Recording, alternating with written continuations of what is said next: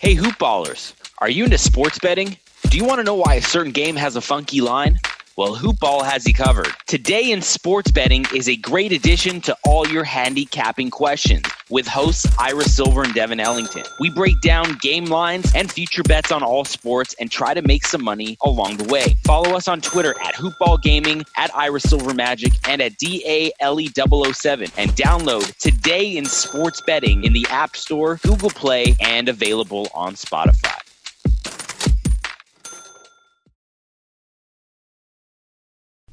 The following is a Hoop Ball presentation.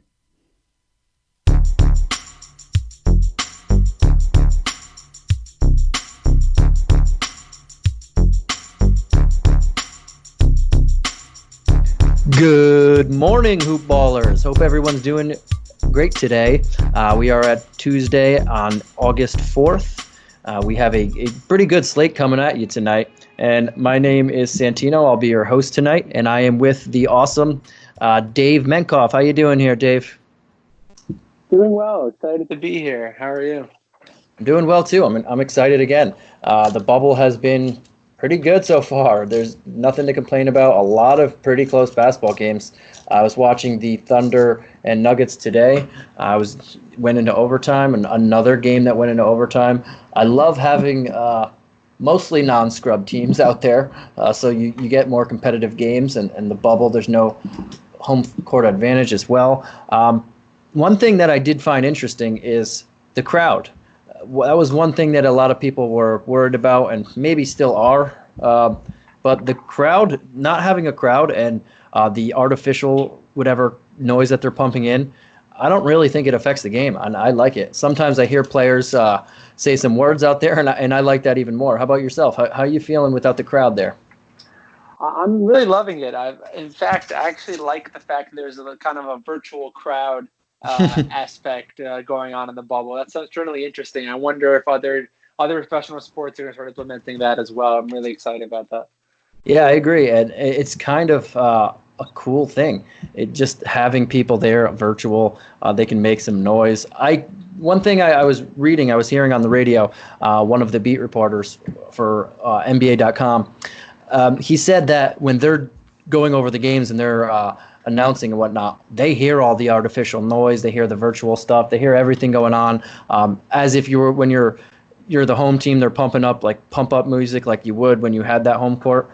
But he said he didn't actually talk to a player to see if the players are hearing that or the refs. So that's something interesting.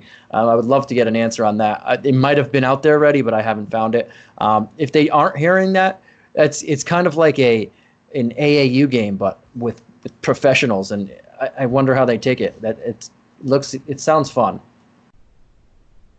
Yeah, couldn't agree more. Yeah, but let's get on to what we're here for tonight. Another edition, if you guys are joining in, it's another edition of Hoop Ball DFS Today. And we have a solid slate here. We have 1, 2, 3, 4, 5, 6 game slate, which is kind of the norm now. Sometimes there are 7, sometimes there are 5, but generally there are going to be 6 games a day. And this slate kicks off at 1:30 p.m. Eastern time, so you're going to want to get this in pretty early, especially if you're working. You got to do it in the morning. There are some news and injury updates to keep an eye out for, but most of the stuff we have in. So let's kick it off, Dave. Let's get right into the nitty-gritty here, what everybody's waiting for. The biggest game on the docket, the Brooklyn Nets versus the Milwaukee Bucks. Ooh, this is going to be a barn burner. Just joking on everybody. If you guys weren't living under a rock and you were just paying attention even somewhat to the NBA, you know that the Nets were playing without Kevin Durant all year. They were mainly playing without Kyrie Irving this year, as he had a handful of games. He's been on and off the court, and he's not playing in this restart because of injury again. Spencer Dinwiddie opted out after testing positive for COVID-19. DeAndre Jordan did the same, and even Taurean Prince did the same. That's not it, though. Wilson Chandler also opted out, and Nicholas Claxton, their young, exciting big man, is also not on the team. And then you have Jamal Crawford, who they signed, that is questionable for conditioning, I believe. I'm assuming he's going to play with everybody out, but also Michael Beasley that they signed got COVID and couldn't play. So the Nets are in shambles right now, and we know that. But tomorrow, facing the Milwaukee Bucks, who are the best team in the league right now, they have the best record. They are coming off a tough defeat against the Rockets, which was another exciting game in the bubble. But tomorrow, with all those people we just mentioned, they're also going to be out without Karis LeVert for rest. They won't have Jared Allen for rest. And even Joe Harris is sitting for rest. That's an entire basketball team in itself that I mentioned is not going to play. Dave, what do you see from the Nets tomorrow with pretty much everybody that we know not playing, and they're going up against the best defensive team in the league? What are you expecting there? And we did see some price hikes because of all this, but if you have any insight, the viewers want to know it. Absolutely, Santino. You definitely nailed it on the head with kind of the preview here. So, given the potential for an historic blowout, based on who's playing for the Bucks and who's not playing for the Nets, as far as on the Nets side, I would say for me, there's only really one relatively fairly priced net that I'll even consider in my lineups. Again, strictly from maybe more of a GPP kind of perspective, but I would throw a dart throw or two at Garrett Temple at 5,800. He's a guy that in the past has stepped up and can get hot and be able to put up some decent fantasy points. And he's coming off an 18-point effort. I think he should be able to, should he see some significant minutes, he should be able to supersede that pretty easily, actually, from that perspective. So on the Nets side, he's really the only guy I'm even looking at 5,800. And like I mentioned, I would look at the Nets full roster very cautiously in this matchup. I'm kind of there, but I do. There are some people that I'm taking a slight look at. I'll start with my boy Chris Chiozza at 5,300. He got price bumped up twice now. Obviously, this time everybody's getting priced up. But at 5,300, he has to play 30 minutes. I mean, who else is going to play on this team? I expect a blowout, and I expect him to get some garbage points. So if I'm going to look at anybody that's not minimum price, pretty much, it's him. Well, I should say he'd be my first guy to look at. Tyler Johnson, if he still had that 3,200 price tag that he had last game, would definitely looked at him. But at 66, it's going to be very hard for that guy to return any value. But going down the roster, I would look at maybe Kurix at 4,300. I mean, without all these people, somebody's going to have to do something, and I expect a lot of garbage time. I don't expect them to actually keep this competitive, but we don't need competitive basketball if they can put up some garbage time points. So I maybe look at him, but he's just another dart throw. And then these last three guys are all dart throws as well. If you're filling your lineup to the top and you're trying to get a bunch of stars, and then you're looking for those cheap guys who could return value, they're mainly on the Nets, because any of these guys are just throw a dart and you might hit one, and somebody on this team is going to have a decent game. And I would look at Musa, Justin Anderson, who can hit threes, and Lance Thomas. He started last game. He only played a handful of minutes, but at 3,800, they're without Jared Allen and Nicholas Claxton and DeAndre Jordan. There's nobody else with really size. Maybe Dante Hall, but they just signed him and he didn't play. Somebody's going to have to do something in that front court. So I'll look at Lance Thomas to try and do that. That's only if I'm going very top heavy in this. But besides that, you're right. I'm not going to bank on any of these guys to do much. And on the flip side of this, they're playing the Bucks, who have Giannis, Middleton, Bledsoe will be playing. Wes Matthews will be out. But are you looking at anybody on the Bucks? And if you are looking at anybody because of this game that we expect to just be a blowout. And before I even get to say why we think it's a blowout, Vegas doesn't even have a line on this. I forgot to say the line because there actually is none. There is no over-under. There is no spread. There is no money line. Vegas doesn't want you to put any money on this game because of what the Nets are trotting out. Yeah, you definitely mentioned it again. On the Bucks side, in a normal situation, I'd be very excited and intrigued to see what Bledsoe can put out there in his first game back. But given how this game is really setting up to play, on the Bucks side, I like a couple of these dumpster diving guys who tend to thrive in a handful of potential minutes. So Pat Connaughton is one guy that's making his bubble debut in this game. At 3,500, he's certainly worth a look, especially if this game turns into the expected blowout that it is. Another guy in the same kind of narrative from a blowout perspective is Sterling Brown, the young player from $3,600 price tag.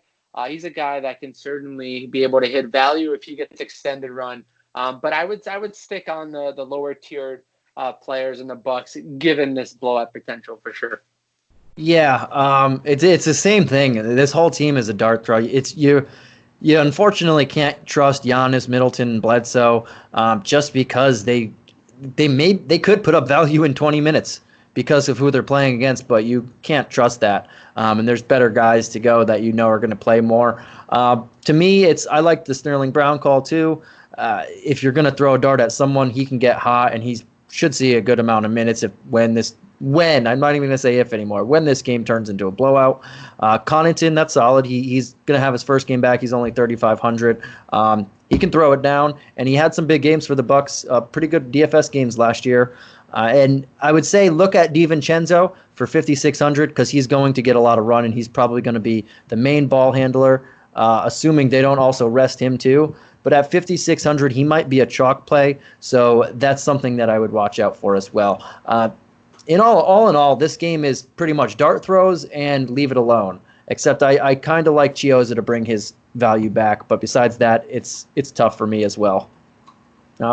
It's funny. But let's get back onto the actual basketball where games and people are trying. And that is the next game on the docket that starts at 2:30 p.m., and that is Dallas versus Sacramento. The Kings are coming off back-to-back losses, and so are the Mavs. Mavs had two close games already, but they lost both of them, both nail biters. The Mavs are favored by 5.5 in this game, and the over/under is currently at 237. Yes, we have a spread and we have an over/under in this game, unlike the last game. So, Dave, what are you looking at in this game? It's two teams that are trying to win. I mean, if the Kings lose again, they're pretty much done, and the Mavs might have that 7 seed locked up after those two tough losses. But where are you looking at for Dallas and Sacramento? We'll start with Dallas. Yeah, definitely a more exciting matchup than the previous game from that perspective. So that's already a great starting point. But for me, I'm building my lineups on the Mavs side with the two top-tier guys. So you have Doncic coming in at 10-7. And on this pretty large slate, that's a pretty fair price. And I think he should be able to exceed value. He's coming off a 65-point fantasy game. So I fully expect, given the Kings guard preferences or lack thereof of playing any defense, the 21st ranked defense in the league, I definitely expect Doncic to eat up, pretty much do whatever he wants to do against this Kings lineup. And then Porzingis down low. And at 9,000, he only has a slight price hike, and he was coming off 52.5 fantasy point game in his last one. So I fully expect him to play well as well. So I would say those two are my top two looks on the Mavs side. Oh, that's a good one. Obviously, they're priced up for a reason because they are the big dogs. Porzingis has been playing great in these last two games in the bubble. And Doncic, however, he's always playing great. Something to keep in mind, the last time Luka played the Kings, he put up 33 points, 12 rebounds, 8 assists. He made 3 threes, and he shot 10 of 18 from the field. Porzingis, 27, 13, and 5 with 3 blocks. He made 2 threes, and he shot 11 of 16 from the field. So they both put up double-doubles with extra, and they both were extremely efficient from the field. I expect the same. Rashawn Holmes might be seeing more of Porzingis, which would bump him a tiny bit down for me, but he's still going to get some good run there. And I forgot to mention before, player guys out, Seth Curry is not is extremely questionable, they said. Quote, is as doubtful right now. So that, to me, would bump up Tim Hardaway. Maybe he gets some more not minutes, but more usage, more shots. So he's a guy I'd look at as well if I wanted cheap exposure and I didn't want to pay up for Doncic. But Luka is definitely a pivot off this late game that we'll get to later. And Hardaway is another guy that I'd look at. Besides that, there's just no usage that goes around after Doncic, Porzingis, and even Hardaway doesn't get a ton of usage, but he is their third guy, and when he gets hot, he gets hot. But on the flip side, how do you feel about the Kings? We saw nobody should be out for them. Alex Len is looking like he might play. That's the only guy that we'd have to keep an eye out for. But how do you feel about the Kings after that letdown and beatdown that they had their last game by the hands of the 86 Magic players in the rotation? Yeah, I think the Kings in this kind of matchup, they should come out somewhat motivated after that tough loss. So I actually like a few guys on the Kings side in this matchup. So I'll start with the top, De'Aaron Fox, 7,300, pretty fair price tag. He's coming off a pretty lackluster game for his game, 20 points in the last one. I fully expect him to bounce back, and then this kind of matchup. So I like him a lot in this setup. Bogdan Bogdanovic, I like a lot as well. 5,200. He's averaging about 30 fantasy points per game in his last few, and he's fairly consistent now that he's getting significant minutes for the Kings. So he's another guy I'm going to target. And then the final guy is more of a GPP kind of dart throw, and he's very cheap. So I'm going to throw him into a good portion of my lineups. Is Harry Giles III. He's priced at $4,000 on DraftKings, coming off 34 points in limited minutes. And I think if he sees any significant run, he's definitely got some great point per minute potential. And he's definitely a guy that I'm going to be looking at, like I mentioned, in a fair chunk of my lineups as well. Yeah. So I'm with you on the Fox, and I like Bogdanovic as well. They both have some solid potential. I also don't mind Buddy Hield, but as my good buddy Mike pointed out, we still have the same Luke Walton and not liking Buddy Hield that we did prior to the break. So that always puts a little lackluster, makes me not totally want to buy into that. But looking at the last two games that these guys played, the Mavs won by 19 in their last game. They totaled 241 total points. But De'Aaron Fox, he only had 16, 3, and 4 in 31 minutes. He shot 5 of 16. And Bogdanovic had 6, 4, and 2. He only played 23 minutes. He shot 2 of 11.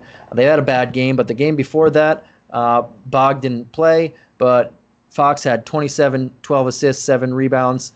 So tongue-tied a little bit there. He's had success against this team, and against Luka, he can get a shot off as well, and I like him at that 7,300 price tag. Two other guys I would maybe look at, Bjelica at 4,500 is not a bad play.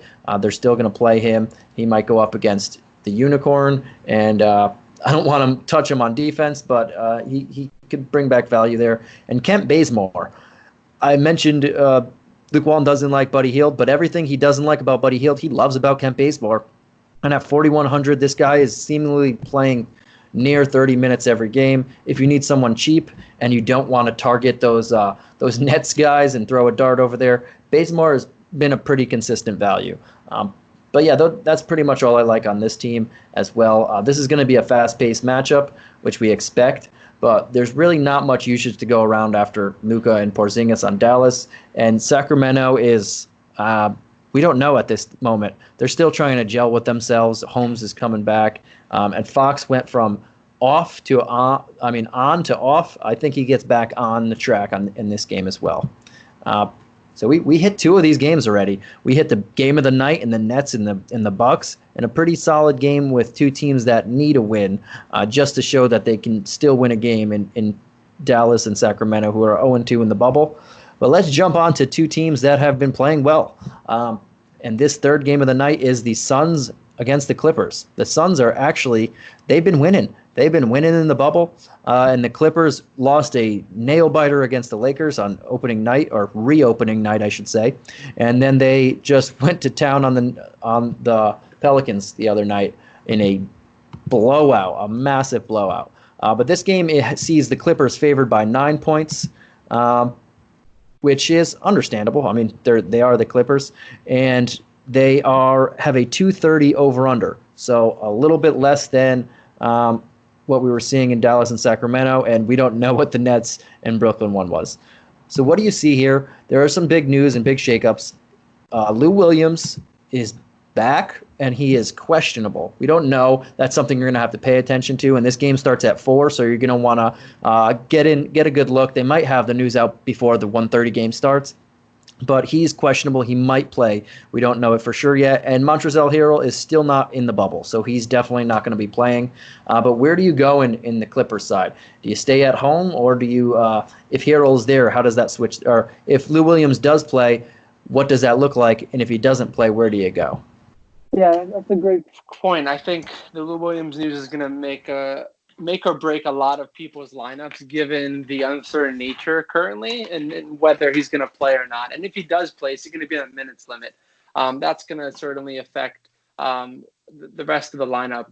And at a $5,000, if Lou Williams plays, he might be worth a dart throw or two in this kind of matchup. I also like, again, on the Clippers side, I've been hammering his name since the beginning, and now a healthy Paul George, 8,100. He's a guy that has only seen a slight price bump, considering his potential for really exceeding value. So I like him a lot. He's one of my main targets in this matchup on the Clippers side. And then the last guy in the backcourt on the Clippers side, given the minutes restrictions currently for Patrick Beverley, is a guy by the name of Reggie Jackson. At 4,900, he's a guy that put up 33 fantasy points last game. If Lou Williams is playing or not playing, or playing limited minutes, he's a guy that should be able to exceed value, and we might be able to see some vintage Reggie Jackson here in this matchup. Yeah, I like those too.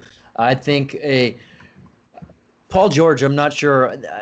8,100 is still a great thing. I'm not sure why other people are getting such big price bumps, and he hasn't really moved since the 2 games ago, but better for me. I like Paul George again in this matchup. He looks healthy. When he's healthy, 8,100 is always a good price. Against this Phoenix defense, yeah, I'll take it. That's a really good price tag for him. Kawhi Leonard is only 9,100. We said it last time, anytime you can get Kawhi Leonard sub 9,000, it's great. If you can get him right out 9,000, that's great too. If I have the money, maybe I'll look for it. There are some other players in that price range that I'd want more, but if you wanted to pivot, I wouldn't hold it against you. I still think Paul George at 81 is much better. And yeah, Reggie Jackson. If Lou Williams doesn't play, that just means Reggie Jackson's going to get more usage. Beverly is still on a minute limit. I would assume Lou Williams would be on a minutes limit too. If he was out of the bubble for what seems like 2 weeks now or so, I don't think they're just going to throw him right into the fire and play him too many minutes.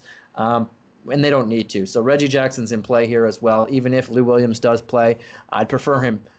Maybe you do prefer him to play, just so you have less ownership on Reggie Jackson. But I like that. And Vaka Zubac is another guy I would look at a little bit if you're looking in that 4,500 range. He's going to have to play in this matchup against Ayton. He doesn't play a lot in many matchups, and without Harrell, I would assume Zubac creeps closer to that 30-minute limit or 30-minute mark, but he's still a guy that they don't play. But he has to play. He would play. He fits better in this matchup against an Ayton, to me, if you're going to look that way. But yeah, that's all I have on the Clippers. It's pretty standard with the Clippers usually. But how do you feel about this Phoenix Suns team, this surprising Phoenix Suns team that is coming out and balling very hard? Yeah, and there is Kelly Oubre is actually not.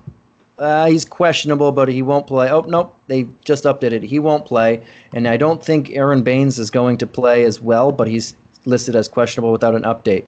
But where are you looking at, Dave, in the Suns side here?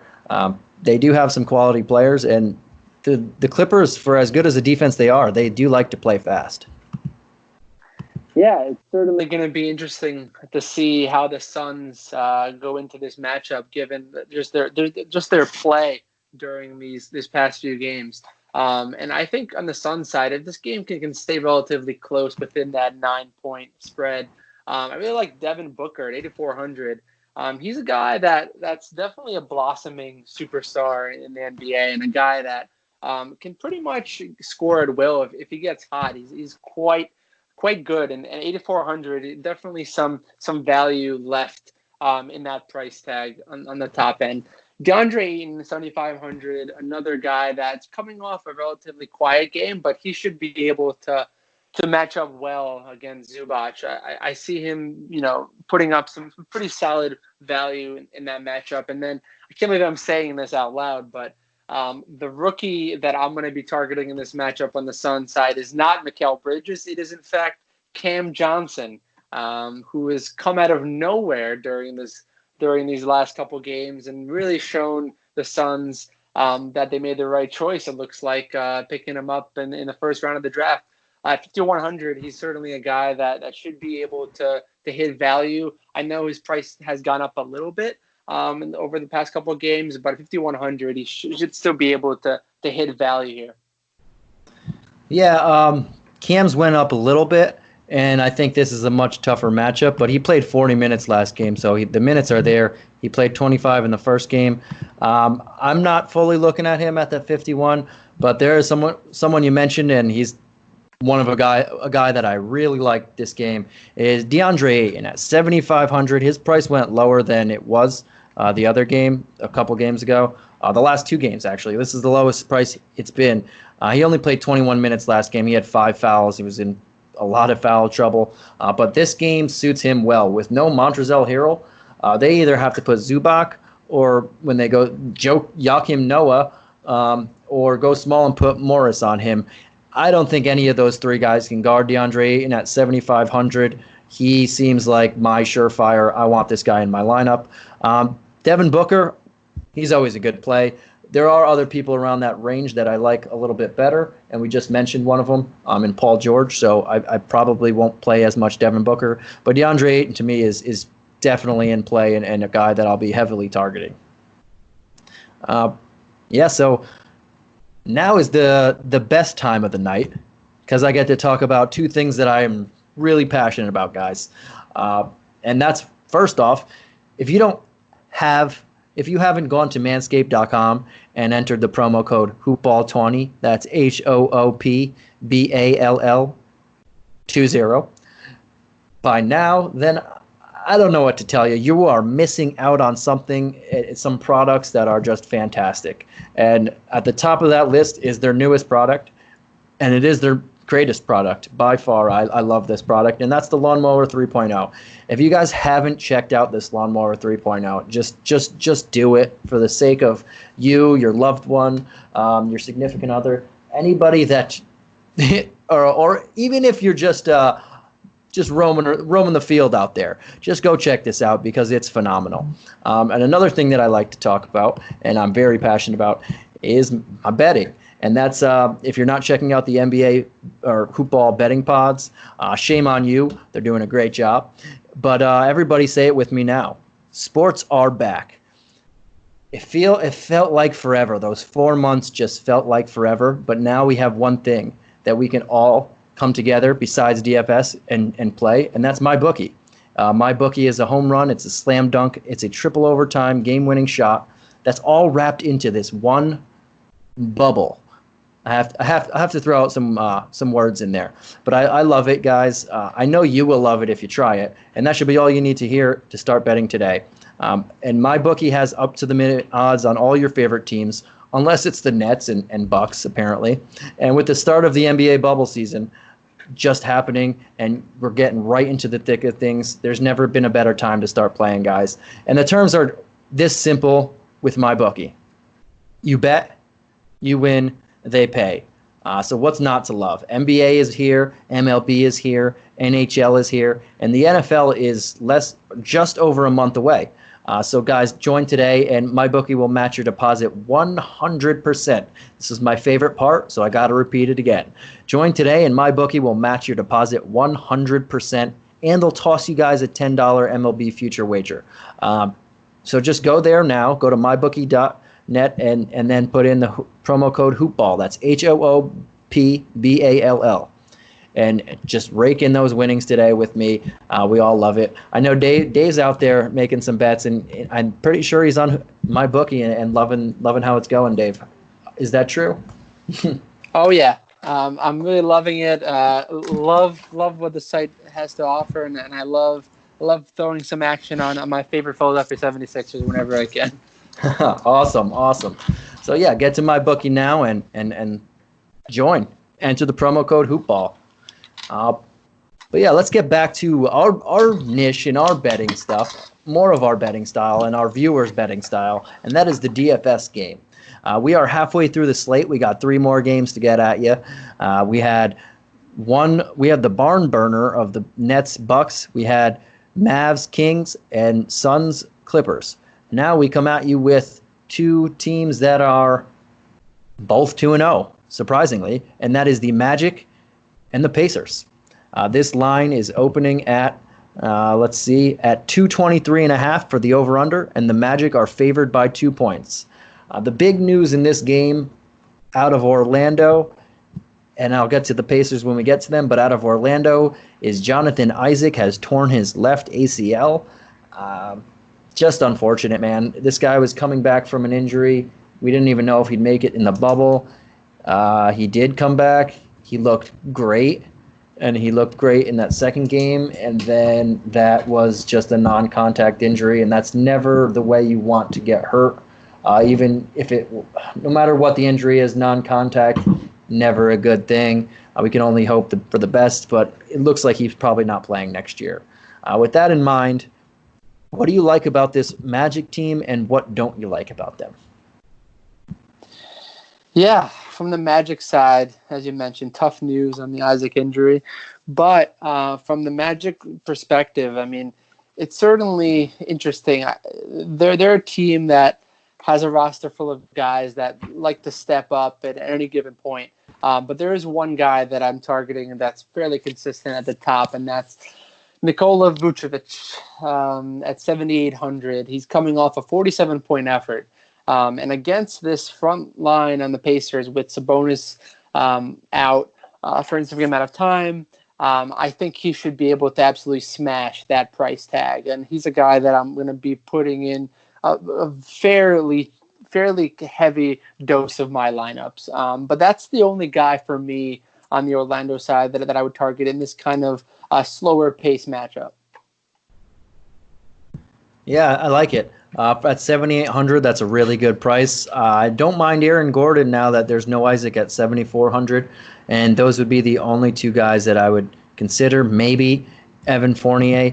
But in general, unless I'm forced to, I am sticking away from this Magic team. I know I just mentioned 2 guys that I don't mind, but I'm trying to stay away from this Magic team until I see someone play 30 minutes. Until that happens, the upside is just not there for me. I know Steve Clifford said he wanted to get 10, 11-man rotations. The first game, he played 13. The last game, he played more than that. They were blowing the team out, so I don't even really consider that. But the least amount of people they've played is 13 in their 2 bubble games, so he is not joking around. They have Isaac out, so maybe that gives extra minutes to a couple people, but I don't know where those minutes actually go. Do they go to the starters? Do they go to the bench? Do they want to win games? They have the 7 seed locked up because Brooklyn is not. Brooklyn's not going to jump them, and they play Brooklyn again. They're not going to get to the 6 seed. I don't know. I don't know what he wants to do if he continues to do this 10, 11-man rotation. There is just no upside for me to want to go out and buy anyone. But if you're going to take a chance on someone and hope they hit 30, it would be a Vucevic or it would be a Gordon for me. Besides that, I'm staying clear from this team because of them. Does that intimidate you a little bit that no one's played 30 minutes yet in the two games? Yeah, that's certainly one of the main intimidation factors for me. It's why I'm with you on that one. Yeah. But as far as Indiana and the Pacers go, there are some news out there that we can talk about. Starting with hey buddy, that's my puppy, guys. If no one's heard him, but the Pacers they're going to be their third game in 4 nights, so we got to keep that in mind when we're looking at the price tags. Brogdon just came back and he played a hefty workload. I believe 35 minutes. 35 minutes. Yes, he played a 35-minute first game back in the bubble after missing the first game. Oladipo should be back for this game. He missed the first half of the back-to-back, but that was to be able to play in the second back-to-back unless something changes. And as we know, Sabonis is not going to play, and neither is Goga Bitadze. With that in mind, and we have to keep an eye on Brogdon. Does he play both games of the back-to-back? I would assume 35 minutes means he's healthy. They said he had a minutes limit. What was it, 40? Because 35 minutes is a lot. But where do you go in the Pacers, assuming Oladipo and Brogdon play? And assuming that they don't, where would you go if they don't? Oh, sorry about that. It looks like I pressed the old mute button, so apologies. But I would say, yeah, it's definitely going to be a determining factor. Is Brogdon going to get a full load of minutes after playing so many today? Because at a 5,400, if he plays 30 minutes, he should be able to smash that price tag in this matchup.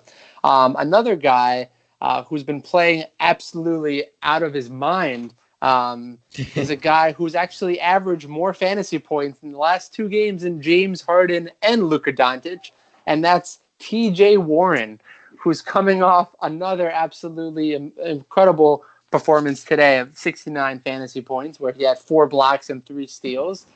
Just outrageous effort on his part. And now with Sabonis out, he's been getting a lot more run. So at $8,000, it's definitely the highest price tag he's ever had, I think, in DraftKings history. But I also think that there's still some opportunity left based on how he's been playing. If a bunch of those guys are limited, you mentioned before Brogdon, Oladipo, these guys are held back a little bit on a minutes limit. He should absolutely smash, and even at this $8,000 price tag. Yeah, for me, depending on how Malcolm Brogdon wakes up and how he's feeling and how the coaching staff wants to play him, if he's going to see 30, 35 minutes again, I really like that 5,400 price tag. But he came into this game supposedly on a minutes limit, and it didn't look like that whatsoever. So I don't know. Maybe he can play a full complement of minutes back-to-back, but I don't know if they want to push him there. Victor Oladipo, we'll see what happens with him.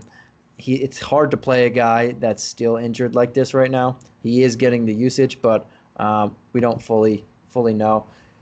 And Miles Turner in this matchup, not huge on him at 65. But TJ Warren, man, you said it. He's highest price tag I think I've ever seen him. Definitely in the last couple months of the actual basketball season. At 8,000, his price tag went up twice already to this. It went from 5,800 and now we're all the way at 8,000. Wow. That's a $2,200 leap in 2 games, and rightfully so because he is on fire.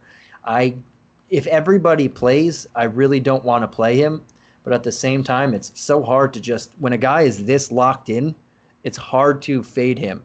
That's kind of where I'm leaning, but it could easily bite me because this guy is in the zone right now, and he's just, you mentioned 4 blocks for TJ Warren. What? Had 3 steals. When did this defensive numbers come? Like, he hasn't done that in his last 10 games combined. So this guy is in another level right now. But again, that's something, I don't know if he can keep it up, but we will see what happens with him. But 8,000 is a hefty price tag. If you think about it in the long term, we'll get to a couple people in the next game that are right around his price, and Paul George is only $100 more. So he has played himself into the second tier of DFS value here, DFS pricing, I should say.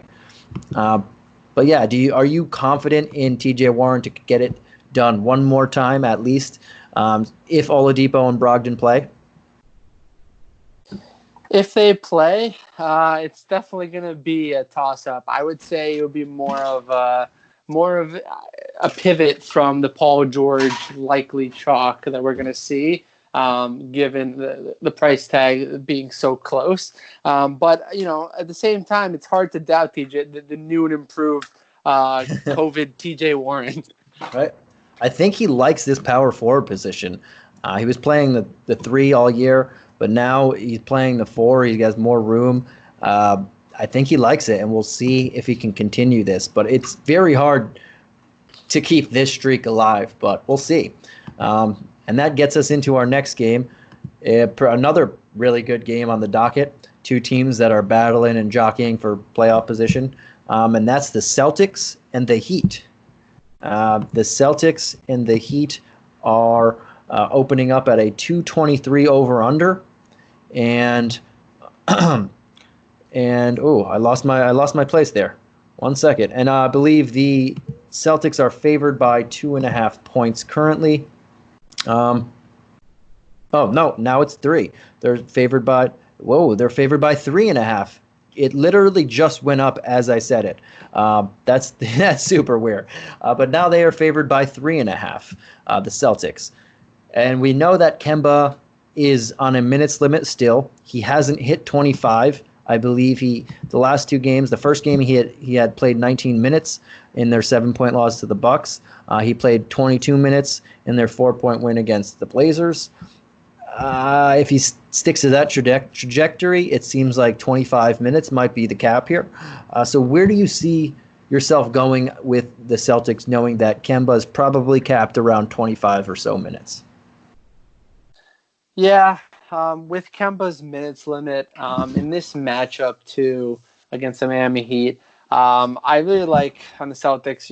I'm going to stick with some of the big guns on the Celtics side. So Jason Tatum, 8,300. Given his last game, 58 fantasy points. I know he started off a little slow in this bubble format, but it looks like he's back to the old Jason Tatum ways, where he was putting up consistently 45 to 50 fantasy points a game. And in this matchup, I know he's going to have a tough defense, but I really expect him to hit value at 8,300. I like him a lot on the Celtics side. And then Gordon Hayward, 6,900. He's a guy that has shown flashes of playmaking ability and can really capitalize in a few different formats in terms of from scoring, rebounding, and dishing perspective. So he's a guy I like too. So those are my top 2 on the Celtics side. I like that. I'm with you on the Tatum. I really liked him. He was in my lineups for that bounce back game against the Blazers. I think he has a pretty good spot here again against the Heat, assuming he plays the 4. That's where you want to attack them. So I like him there. And the other guy I would be looking at is not Hayward for me. It would be Brown. Not totally in on it for 6,800, but if the money matched, and especially on a slate like today where I was playing and the money kept getting me around 6,700, 6,800. I didn't like anybody there, so I had to change it up. But if I'm left with around 6,800, Brown is a guy that I would look at for that. But besides that, I'm just mainly looking at Tatum if I go here. Not really anybody else on this matchup for me, with Kemba still limited. With that said, let's jump on to the other side of the coin here in the Miami Heat. There's really no news on the Miami Heat. Everybody's ready to go. Everybody's ready to roll. And there are some low-balling price tags out here that I am very excited to hear you talk about, Dave.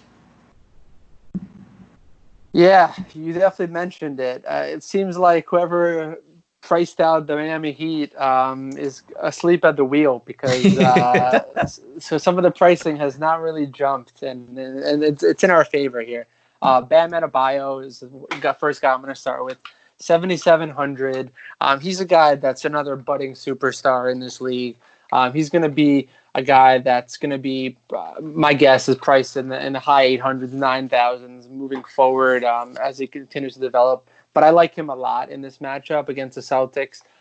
Given the Celtics front court, I don't see him struggling too much. Butler is another guy, 7,200. Feels like kind of a slight to Jimmy Butler and the ability that he has to really put up great performances, and especially against the top tier teams, he seems to really step up his game. So I really like Jimmy Butler at that price tag. And then if we're going to talk about, some more dumpster diving, I really like Tyler Hero here, 3,100 with only a slight $100 price bump. And he put up 25 points today. Actually yesterday, so apologies. And he really is a guy that if he gets opportunity and he gets hot, he's a guy that can score in bunches, the young rookie out of Kentucky. So he's another guy I'm adding to my list of players from the Heat. So I would say 3 guys from my end. I like that. And yeah, I'm with you on pretty much most of that. The Bam Adebayo slight at 7,700 against a team that he could absolutely smash in a matchup.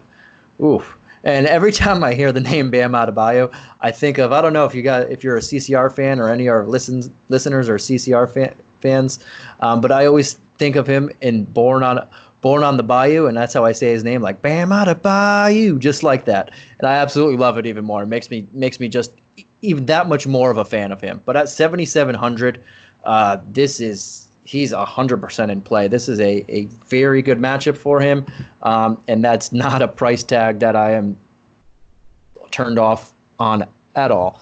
And you mentioned it about Jimmy Butler as well. 7,200 for a guy who is a top 20 player in this league. Come on.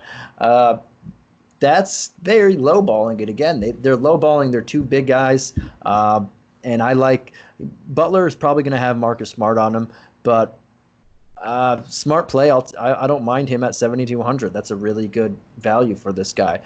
That's cheaper than both guys on the Magic as well that we mentioned. And then for me, Tyler Hero is not a bad play at 3,100 if you need to dumpster dive. That's 3,100, and there's some top value in this slate. But another guy, if I'm dumpster diving for, is playing pretty well these last 2 games, and he's getting more minutes than I thought he would. And this is technically a revenge game because he played a few years in the Celtics, and that's Kelly Olynyk at 3,800. The last 2 games, he's top 30 points, in 30 fantasy points, and he's played a combined 55 minutes, and he shot a combined 24 shots. So he's getting the shots off. He's making them at a solid clip, and he's gotten blocks and steals and chipped in some rebounds and assists. So this guy, and he's gotten a combined total of 37 points in those 2 games, actual basketball points. So he's playing very well right now, and at 3,800 in a revenge game, he might see some minutes there, and he would be a guy I would look at. But I don't know if the matchup suits him as much. But for 3,800, I might take a dart at him if I'm down there. Do you have any other thoughts on the Heat and the Celtics game? Because this is going to be a good one.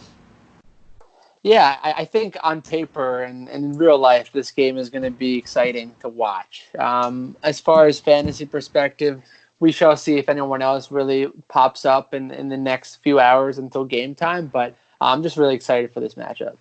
Yeah, me too. And this is the second best game we've gone over so far, besides the Nets and the Bucks, who I can't wait to watch. But as far as basketball, pure basketball talent. But that leaves us up to the last game of the night. This game starts at 9. I didn't mention it last time, but the Orlando Magic Pacer game starts at 6, and the Celtic Heat game starts at 6:30. This one is all by itself. Both those games should be over, or Celtics Heat should be just wrapping up. And this game is the primetime game, and everybody's going to be watching this game. And I'm sure it's going to be heavily invested in a DFS perspective. And that is the Rockets, who have played well in this bubble, versus the Blazers, who have played well in this bubble. They lost a tight one last game. They need this game to stay in the race because some teams are playing. They're just in a dog fight out there out west for that 8th seed. But Eric Gordon is out, and Adams for the the Blazers is questionable. I just threw that in there just because it's news. But where are you going? Let's start with the Rockets. Let's start with the big guys in the Rockets. Who do you like in this matchup, and why, and who don't you like, and why? Yeah, so on the Rocket side, and you mentioned it, this has the makings of a real defensive meltdown from a game perspective. So because of that, I really like James Harden. I was coming off a quote-unquote poor game for his standards, 55 fantasy points, where he shot the ball terribly, and he's at price at 11,300. He's a guy that should be able to exceed value and should be able to hit 60 fantasy points relatively easily, as one does when you're James Harden.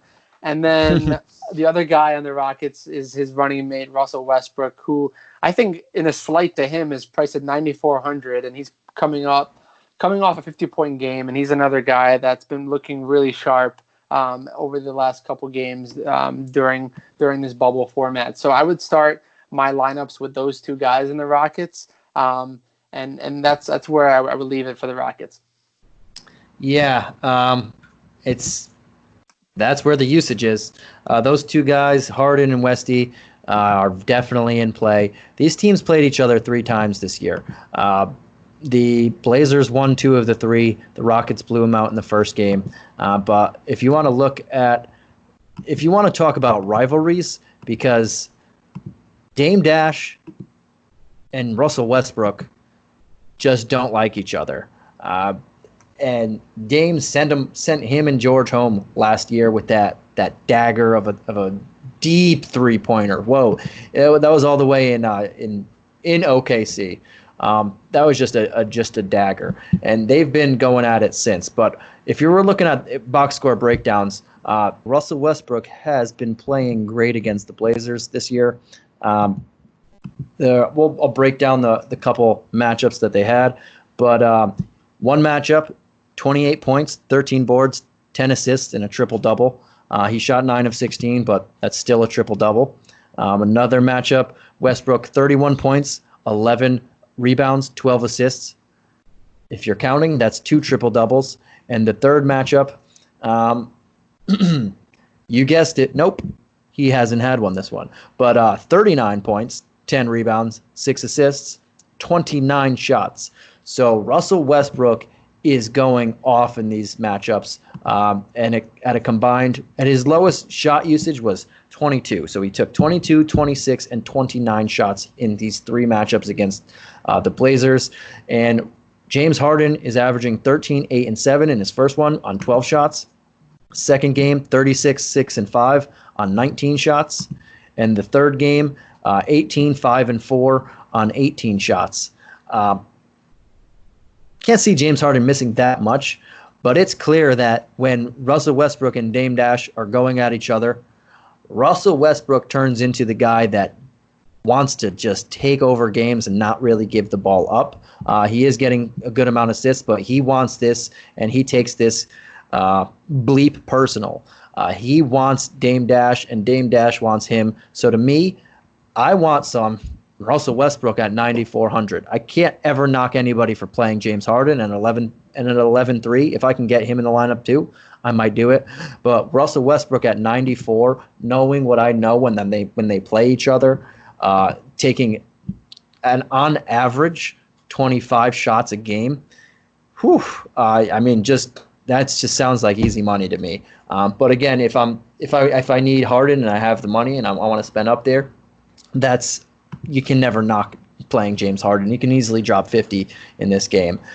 For a cheap play for me, I would look at Daniel House, but not too hard. It's just if you're around the 5K range, 48K range, and you have nothing else that you'd like, you can give him a look. But again, to me, the alpha and the omega is Russell Westbrook on this side.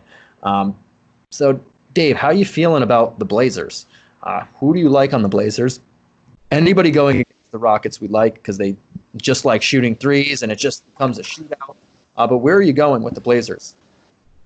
Yeah, you definitely mentioned it with the narrative in terms of the wonderful beef between Lillard and Westy. So I definitely like Lillard in that matchup.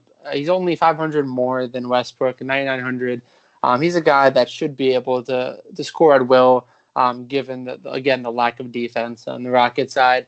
And then the other guy I really like, priced pretty high, the highest he's been since we've restarted things, is Yusuf Nurkic, the center, coming off an injury. Everyone knew that he was going to be fully healthy, but I don't think anyone really could fathom how well he would return. And he's been returning just obscene amount of value at this point, and he's been priced up a little bit, 8,500, but averaging 50 points in his first 2 games back. From a fantasy perspective, he's a guy I'll run back out there, especially against the small wall Rockets, where he's going to have PJ Tucker or Robert Covington guarding him. He should absolutely smash in this matchup. So I like him a lot as my top tier center play of the entire slate. And then again, from my value side of things, Gary Trent Jr., 4,300. He put up 31 fantasy points last game. Again, he should be open quite a bit, especially with all the focus on Lillard, McCollum, and Nurkic. So he's a guy that I like a lot. And that pretty low price tag, he should be able to hit value as well. Yeah, I'm with you for most of that. I like Dame Dalla, and I mentioned Russell Westbrook in this budding rivalry. I will throw out some Dame Dalla stats. So one of these games, he went 25, 7, and 7 with 20 shot attempts. No slouch there. Another game, he underwhelmed. He only took 15 shots, and he went 13, 6, and 11. And then this last game in the Blazers win, another Blazers win, he took 21 shots, went 36, 10, and 11 for a triple-double. Not taking as many shots as Russell Westbrook, but when Russell Westbrook wants something, not many people can keep up with him in shot attempts. But Dame Dollar is always and I love saying the name, by the way. I can't stop saying it now. Or Dame Dash or Dame Dollar, whatever the case may be. But at 9,900, he's definitely in play for me. If you want to get exposure to this game and not spend that much money at 9,900, you mentioned it, Yusuf Nurkic. Whoa, I mean, he's good. We knew he was good, but damn, he hasn't missed a beat. In that first game, when he had 6 blocks, it was okay. He has a smash spot against the Celtics on a center, but 6 blocks is hard to duplicate. And instead, he put up 39 and 5 with 1 block and 2 steals on 20 shot attempts. He's played 32 and a half minutes in both games combined, on average. So he's definitely in this. He's definitely on par and someone you're gonna want to look at. Any big that is athletic and is just athletic enough to play with the Rockets and grab rebounds is always in play because you're going against PJ Tucker. So Yusuf Nurkic is athletic enough to dominate in this matchup. And at 8,500, I love that price tag and would probably rather have that than paying up for Lillard, though they want to win this game. So we'll see how they need to win this game. So we'll see how Lillard comes out. And another guy, you mentioned Gary Trent Jr. He's on fire right now. And if you need some dumpster diving low, just a guy who could continue to catch fire, he's played on average 30 minutes the last 2 games, and he's averaging 19 points a game on 5.5 threes. So that's really he's making his shots right now. So he's a guy you could look at. The last guy I would mention, if you don't want Lillard and you still want exposure and you have your center locked in and that's not Nurkic, is CJ McCollum. And CJ McCollum had 18 shot attempts in one game on 24 points, 6 assists. He had 19 shots another game, 25, 5, and 3. And he had 19 shots last game, 25, 5, and 3. So McCollum is getting his shots up as well. He's actually averaging more shot attempts, or pretty much the same amount of shot attempts as Lillard at $1,700 less. So he's definitely a guy that's in play for me as well. But this game is going to be exciting. And I got to ask you, Dave, who do you got in this game? If you had to pick one right now before we know anything tomorrow, who would you take? Do you think the Rockets continue on this hot streak and out of the bubble, or do you think the Blazers grab a game they definitely and desperately need? Yeah, it's certainly going to be a fun game. I'm hoping for overtime myself, but I really like the Rockets. I mean, they're coming off of a surprising comeback win against the Bucks, so I like the Rockets to continue finding ways to win here with this small ball lineup. So I'm picking the Rockets in this matchup. Yeah, that's a good call. And the Blazers need it. The Rockets might want it. And just to throw out there, the Pelicans beat the Grizzlies tonight. So the Grizzlies lost 3 straight games, guys. The Grizzlies don't want that 8 seed. The Pelicans are back in the fight. The Spurs are right there. They keep winning. They had a barn burner tonight as well. So this 8 seed is this is where we're watching basketball. This 8 seed is everything right now. Dave, I got to ask you, if you had to take a shot in the dark, I know there's still some games left. The Spurs actually just lost this barn burner by 2 points tonight, so they're not 3-0. A lot closer than I thought it would be. It was 130 to 132. But who do you like on the 8 seed if you had to pick? Just now before I'm throwing these tough questions at you before we get out of here. I love all these questions. Keep firing away. But in this case, it looks like it's going to be a real photo finish here for the 8 seed on the west side. So my money's going to be on the Grizzlies somehow finding a way to hold the 8 seed. But they're not showing any confidence like they really want the 8 seed. But given where they are in the standings, they're certainly in the driver's seat here. Yeah. So Zion played 25 minutes tonight. If the Pelicans want to make the playoffs and they're serious about it and they start giving Zion 25, 30, 35 minutes, my money's on the Pelicans. If not, if they just play around again, I'm taking the Blazers. But I think it comes down to those two. The Grizzlies are definitely... they have the best shot because even if everybody loses, they still have to get beat twice by whoever is the 9 seed. I don't think they're going to lose that 8 seed. They can't lose that many games, can they? But I think the Blazers or Pelicans can do it with the way that the Grizzlies are playing right now. But all they have to do is luck themselves into one. So that's our take. You got the Grizzlies. I picked 2 teams. I cheated a little bit here. But yeah, that's all we have for you tonight. 6 games. A packed 6-game Tuesday slate. And do you have anything else you got to say, Dave, before you leave? And guys, don't forget to follow us on Twitter. My Twitter name is @SantinoCacone, and Dave's is @DMenk. That's Dave. You can spell it for him. Why am I spelling your guys out?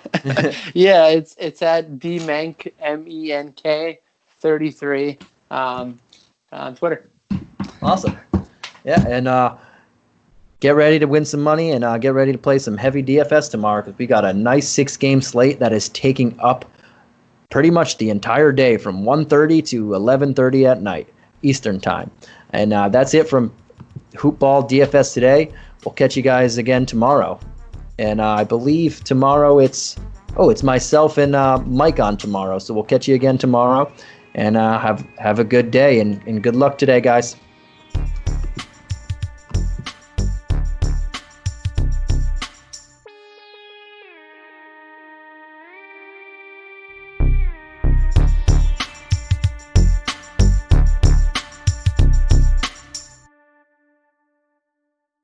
This has been a Hoop Ball presentation.